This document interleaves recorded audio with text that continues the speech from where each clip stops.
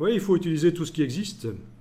Et donc vous avez téléchargé celui-là finalement, vous, et à la fin, ce qui est intéressant, c'est qu'il y a une image qui vient avec dans le dossier et qui demande de charger l'image, d'aller la chercher pour texturer la photo à la fin. Alors on a eu un autre problème, c'est qu'il y en a un qui s'est téléchargé en .rar, .rar au lieu de .zip. C'est une autre manière de compresser les fichiers, ça. C'est plus adapté pour les très gros fichiers, quand on doit compresser un fichier de 8 Go et le mettre sur un serveur. En général, quand c'est plus de 2 Go, ça foire. Donc le .rar, contrairement au zip, va permettre de segmenter le fichier en plusieurs petits fichiers de 50, on choisit 50 mégas, 100 mégas. En fait,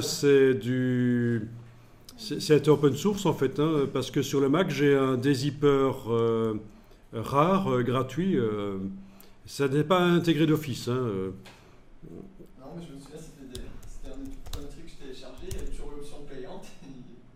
Il y avait même plus un truc comme quoi, au final, personne n'a acheté payant.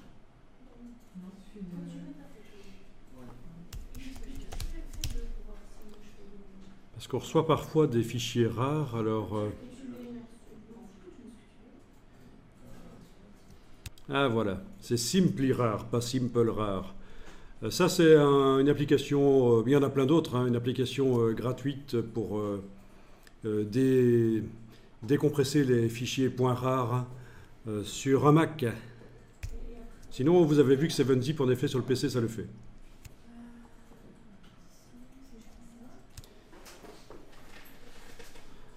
Bon, ça c'est juste le Wikipédia qui vous explique le rare.